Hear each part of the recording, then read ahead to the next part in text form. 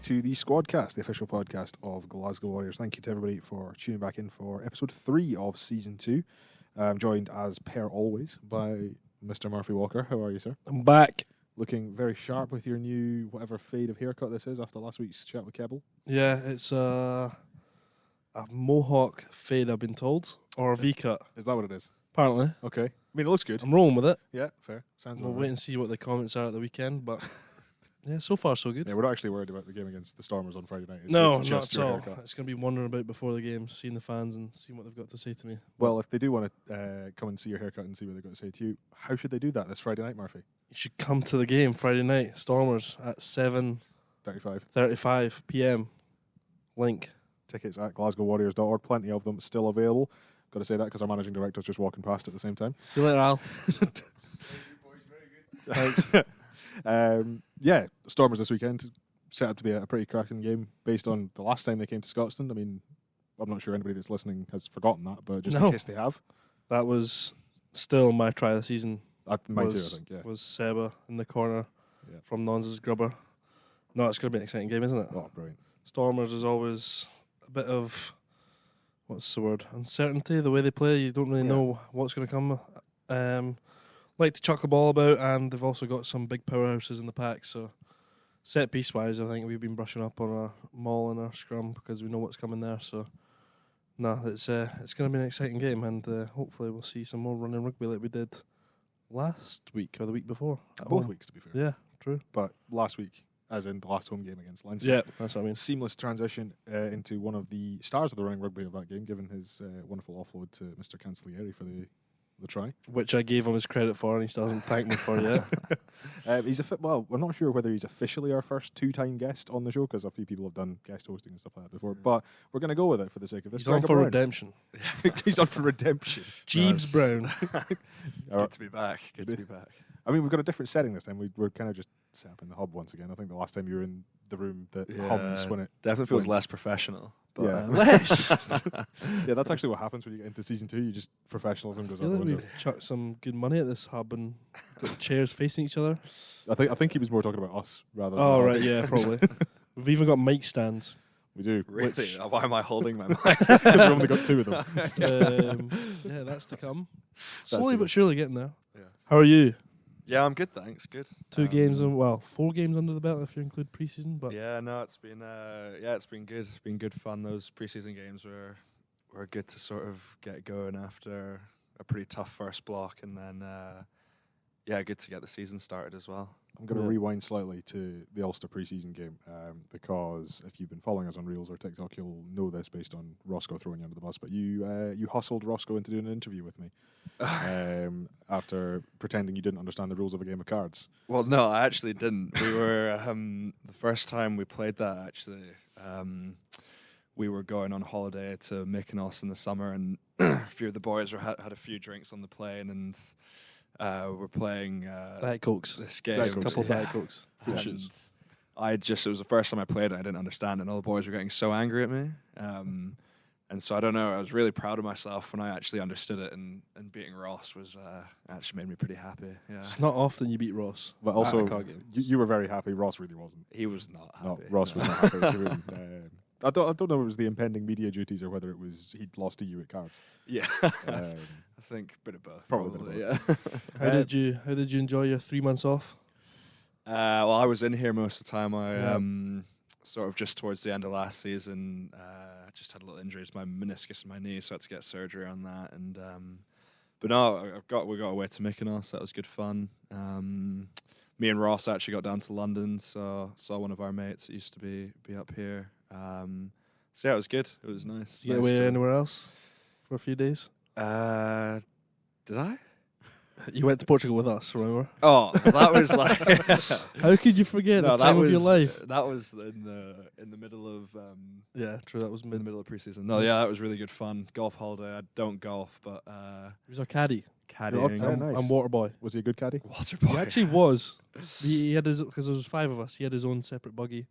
He was going around making sure everybody was watered and fed, and he was making up his own rules as we went along. So Yeah, I actually no, think more sports should have this. Just people making up rules as they go along. Yeah. it was he was our entertainment for when slow play was happening. But no, it was a great 3-4 days, wasn't it? Yeah, no, it was good fun. It was really Well, good fun. it's been good preparation for you for the season because obviously, like Murphy said, you played both the pre-season games, played both the games in the start of the season so far. You feel like you're hitting the ground running at the start of the new year?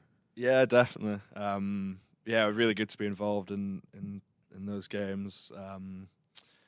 Different kinds of teams that we played against as well. Sort of some I've never played against Ulster before, or Connacht. So yeah, it's been exciting. And yeah, just kind of looking to crack on into the rest of the season now. Yeah. Just before we move on to the Squadcast, probably what was going through your mind when you're making that line break against Leinster? Are you just screaming, looking for Seba on your outside? Yeah.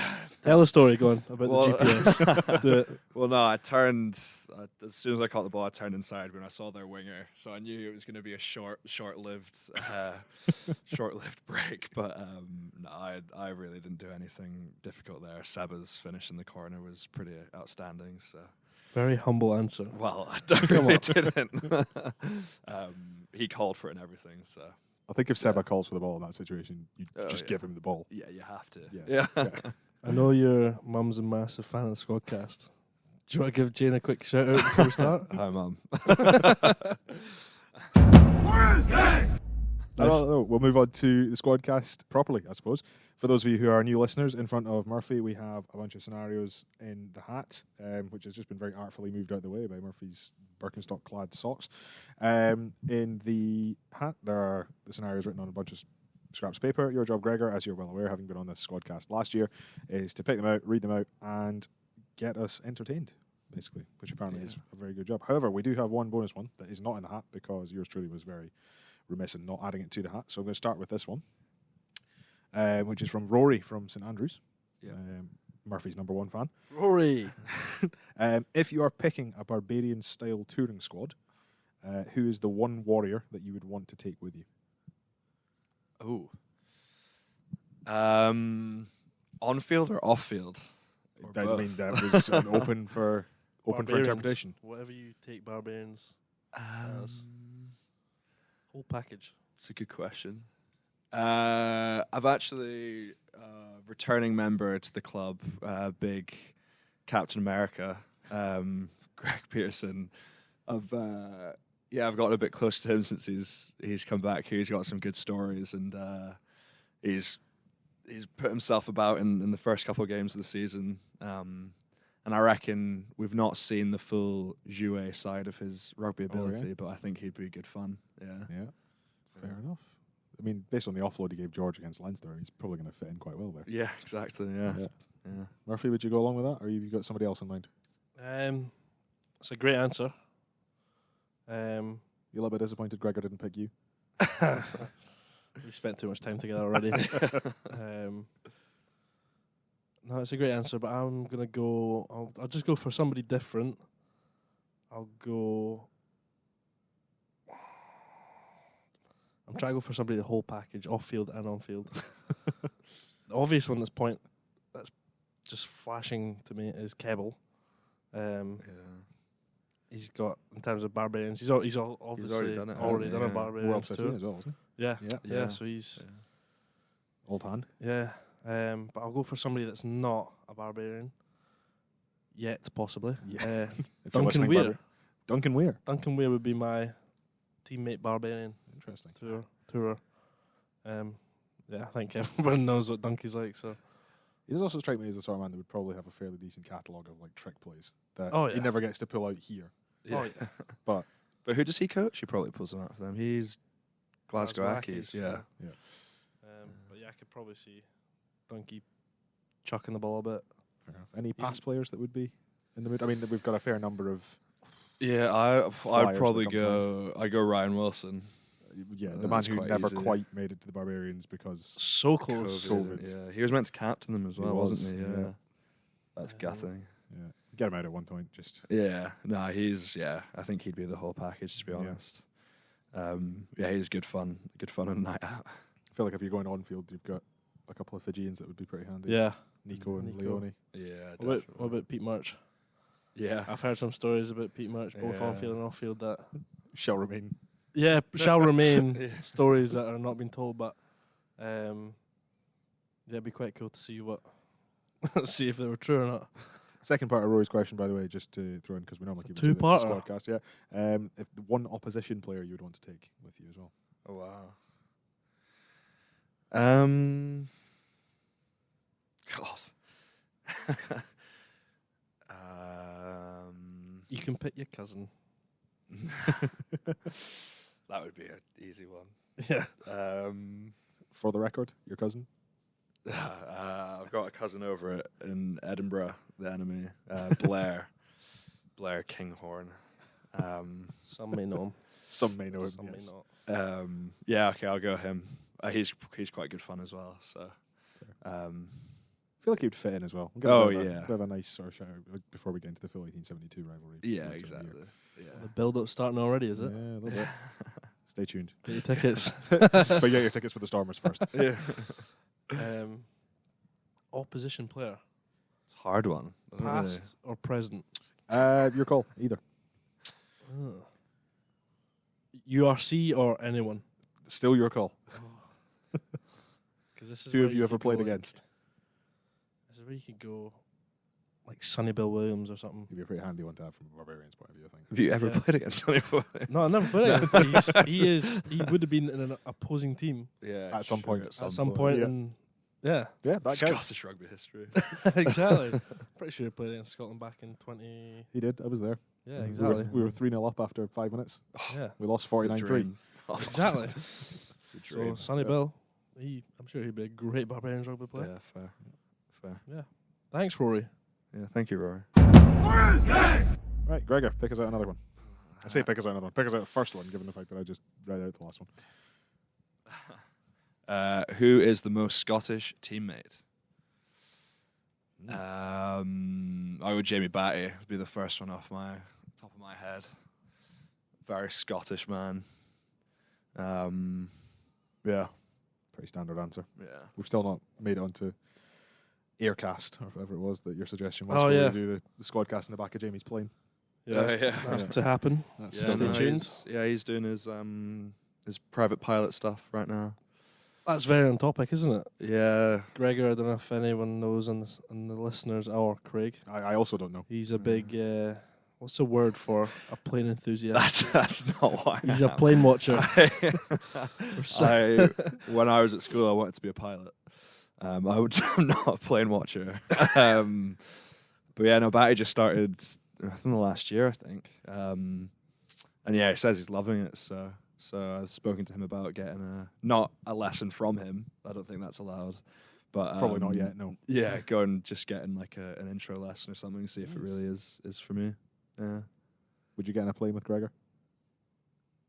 Um, I feel that probably tells the full story there. If it was the last thing I wanted to ever do,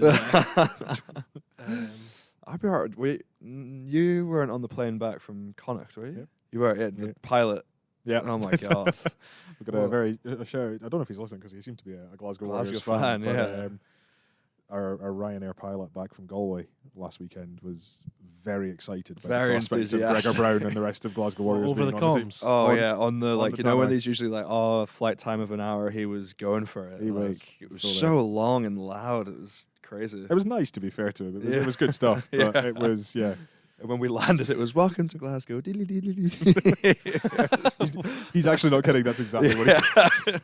I know that sounds like Gregor taking a mic, but that is Yeah, actually it was 100% what happened. really, really weird. Oh dear. Really Anyway, weird. moving swiftly onwards. If you had to pick one teammate to be humanity's ambassador to aliens, who are you picking? Jeez.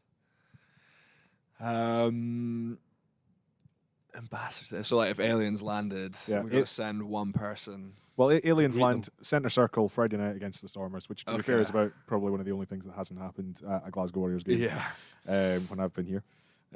Who are we sending out to meet them for the opening kick-off, just to introduce ourselves? Should also say, if aliens are about to land, could you give us a heads up first, because it's a busy one on Friday. That's a good question. Big Nons, Sione Valani.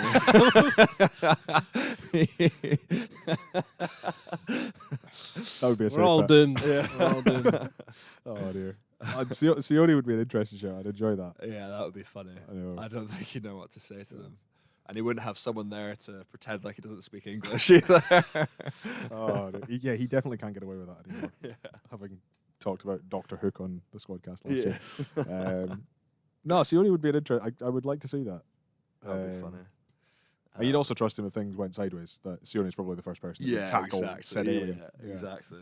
No, that would be my go-to. Did you hear what Jack Man said in the previous Squadcast? What? He said, shiz.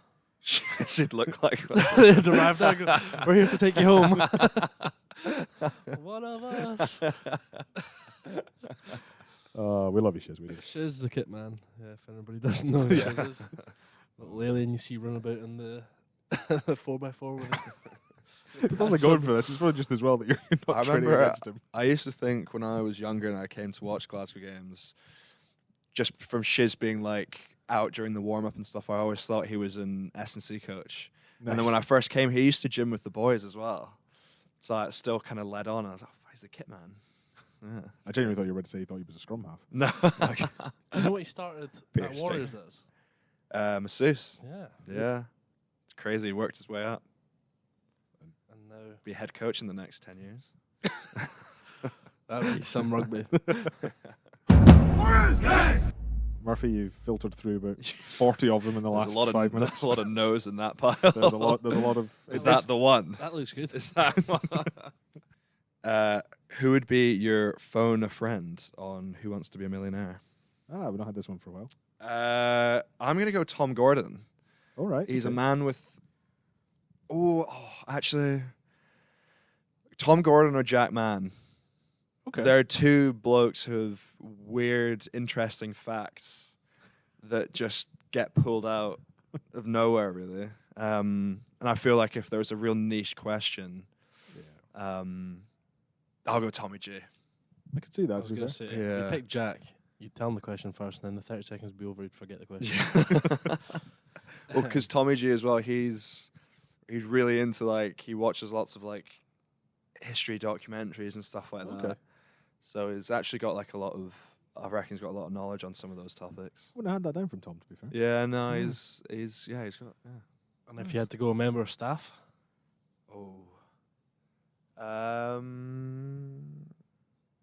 Member of staff. I don't know. Trying to run through them all right now in my head. I would go Henne. Yeah. Be a safe bet. Yeah, I think Henne is very knowledgeable on many things. Physio. I'd probably say Henne. What about you, Murphy? I'm just trying to go for somebody really knowledgeable. With knowledge comes a bit of age. So I'm going Shade Monroe. Yeah. I feel like he's had a lot of life lessons. Shade would be the guy if it was a question to win. He would like purposely tell you the wrong answer. Yeah, just to laugh at as a laugh. I feel we're putting Shade in a bad light there, but I could kind of see where you're coming from. Nice. In a funny way, because like everyone else would find it funny apart from you. I genuinely thought you were going to go with he would be the guy that would phone you just to tell you he'd won the money. Yeah. And then answer the question. Right. This pile of no's is really pretty big. For context, for anybody that obviously cannot see this, given the fact there's only three of us here, Murphy is going through the hat, just A, refamiliarising himself with the questions, and B, making sure we don't ask the same one multiple episodes But in a row. also, I could just be picking out a piece of paper and saying whatever I want. You absolutely could. And none of you would even know. I mean, I would, because I wrote most of the questions in that hat. Okay, Gregor. Here we go. Where is the best hot chocolate in Glasgow? And who are you taking with you? I can actually confirm that Murphy has just made that one up on the spot, just despite me. But we're because I know he's not a coffee drinker. We're going to roll with this. Yeah, He's one of us. I've never really. No, I don't drink coffee. Good man. There was a place. What was that place called that closed down? I can't remember the name. Not a good place to go because when I Sips ordered, and Baker. Sips and Baker, ordered hot chocolate and the waitress laughed in my face, like really quite aggressively as well. Okay then. I I think that might be why it closed down. Yeah. Where have I had good hot chocolates recently? Paper Cup's pretty solid. Gregor treated me to a wee brunch on last Oh, Wednesday. yes, of course. It was your birthday the last week, wasn't it? Yes. So Yeah, Wee Puree. Very good, actually. That's what I was You thinking. got that because that was the last time you got a wee hot chocolate. Yeah, hot chocolate, Nutella, banana and strawberry croissant, Oh yeah. and an omelette. How come we always end up talking about food at this It's point in the show lovely. on a Tuesday afternoon? It was a very good croissant, very loaded, almost too much Nutella. Is there such a thing? Come on. I So- was struggling a bit. So we've answered that's the place to go. Yeah. You've got, let's pull a number out of thin air because Murphy's just making this question up as he goes. 3 teammates to take with you. Okay. Who are you taking? I won't pick any of the young team because that's boring. Because we would do that too much. Murphy looks hurt immediately. So glad I qualify as young team now. I'm gonna go with my new best friend, Greg Peterson. Who else?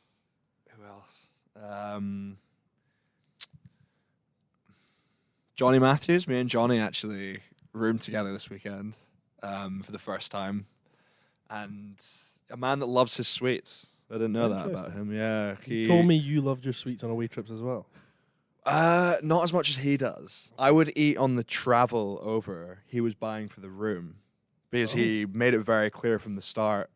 We had a conversation about our favorite sweets and what I was going to buy, and then I kind of just like didn't buy anything, and then he made a comment like, "Don't let me down here," pretty much. So I had to go to the shop in Dublin just before we left the airport. What was your sweets of choice? I'm quite basic. I'm just a Haribo kind of guy. We did actually agree on fizzy pigtails being pretty elite, Nice. but there was no Marks and Spencers wherever we were. I think that may be the definition of first world problems right there. Yeah. No Marks and Spencers. There's the only place you can get fizzy pigtails. It is true. It is true. You're not wrong there. An own brand thing. Right. What as the Brown family? Where was the shop? Where was the weekly shop? Tesco. Okay, I can let you. Tesco. I thought you were going to say like Waitrose or M&S. Other brands are obviously No, Around. Tesco. I mean, we don't have a supermarket sponsor, so I mean, Not feel free yet. to just carry on. Yeah. Yeah. Marks and Spencer's looking at you. Purely for the fizzy pigtails, but it's Yeah. They are good. just rewinding a bit. Obviously, talking about we're going very off topic from the original made up question, but It wasn't made up. It was on the note. no, it wasn't. Okay. You said you roomed with Johnny for the first time. Is that quite an exciting thing when you room with somebody new, or do you quite like the routine, as it were? Does it even come into your head? Am I overthinking this? I think my main thing is because we get our itinerary posted the day before or like a couple of days before we travel, and that will have who you're rooming with on it. Yeah. And my first thing is thinking, are they a snorer or not? Yeah. Okay. Johnny, very actually pleasantly surprised. Obviously, he's a front row big guy. Didn't make a sound throughout the night. Whereas I've heard Enrique is terrible, really bad snorer. And Lucio, pair them. big Sione Vailanu. Tommy G was rooming with him, said he struggled to sleep. That's my main thing. Right. Xander, but yeah, you're naming on the front row. I don't snore. I promise. You two Wait. ever room together? I don't think we have, nah. Not other than. I think you find it's usually similar positions, so like, or not similar positions, but like a back row will usually room with like the sub 9 or 10, whatever. Yeah. Okay. And so me and Ross Thompson have roomed a lot. Me and Tom Jordan roomed a lot last year. We were actually together for our trip down in South Africa when everyone got the norovirus. Oh yeah. Because TJ got it 2 days before me. I think he got it the day after we played the Sharks. And I remember we both came back from training after he'd recovered from it. And I was like, bro, I think I'm ill. Like, and then I was like second guessing myself. He was like, oh, no, you'll be fine, bro. You'll be fine. And I was like, no, I don't feel right. I'm just going to like go to the toilet. I just looked at the toilet and was very sick. So that was a real bonding trip, I think. Murphy, your exploits as sandwich butler on that trip has been, Yeah, been well yeah. documented. Ross Thompson and myself. Only You didn't get ill, me did and you? Ross. Yeah, me and Ross. That's because we're really clean and we wash our hands and stuff. Yes. No, We had the time of our lives. It was brilliant. It was a holiday. But yeah, and other folk I've been sharing rooms with a lot is Dobie. Dobie, yeah, you and Dobie. Gregor pretty much shared. Well, he shared a flat one for a good time of what, 3 years, 2 years. Yeah, 3 years. But yeah, myself and Dobie, well, pretty much through the whole of summer, were World Cup prep. We were together the whole time. He must have hated that. He actually had a really good time. He says the best 3 months of his life. Do you actually not snore? I don't believe that. I don't actually snore. You can ask I really Jamie. don't believe that. We'll get the answer from Dobie next week. Yeah. No, I'm a non-snoring front row. Doesn't exist. So I've been told. I have been told I have spoken in my sleep a couple of times. But yeah, I wouldn't say you get nervous about who you're rooming with. It's just more, really hope they don't snore. Yeah, it seems like a fair bet. Yeah. But yeah, other than that, like, because everyone's mates in the squad anyway. You definitely know someone more after rooming with them, though. I would say. Yeah, definitely. We'll go with one more, and then Do you want me to pick? go for it. There's all of the There's scenarios one on the right. table. Well, I actually kind of like that one. Who was the first teammate you met at Scotstoun? What was your first impression of them? I'm trying to think who the first person I met was. So long ago. It'll be in the academy days. Yeah, 5 years ago now. You would have known boys from... Were you at 20s before you came... Or 18s before you moved down to Glasgow? I just finished 18s and then moved down, left school, moved down here. And When, was there many boys and...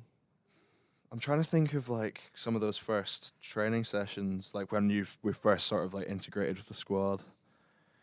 I'd probably say Ryan Wilson would be the one that sticks out. Just forwards, line out jumpers. We spent quite a lot of time together with detail and stuff, and I actually didn't play a game without him for a long time. We were always playing together. First impression, very funny guy. Very funny guy. Intimidating when you first met him? I think you're always intimidated when you first come in, like having sort of watched everyone on TV and that. It is always a little bit weird, but yeah, everyone definitely makes you feel very welcome. Anyone take you by surprise? Take me by surprise. Back when Nax was here, Leone. Yeah, he's a funny guy. He's a lot quieter than I thought he would be, but him and Wilson are like best mates. So they're quite a funny duo back in the day. On that note. Yeah. On that note. Buy your tickets. Yeah, Murphy's shooting off to fulfill a commitment for one of our dear sponsors. Our partners, Hilton. Indeed, over the Hilton. Get yourself to Hilton for a night. But as Murphy mentioned, we have our second home game of the season, our first Friday night games. This Friday, 3rd of November, 7:35 kickoff against the DHL Stormers, 2-time finalists. Make sure you get yourself down and help pack out Scotstoun for that. Gregor, thank you very much for sticking around for the second time on the Squadcast. Thank you for having me. We'll make it a hat trick next season. Yeah. Murphy, thank you as always. Thank you. And I'll now reassemble the hat with the paper. Yep, it's all good. Enjoy. We'll see you same time next week. Yes, you will. And we'll see you same time next week as well. Listeners, thank you very much for tuning in. In the meantime, he's been Gregor Brown, he's been Murphy Walker, I've been Craig Wright, and this has been the Glasgow Warriors Squadcast.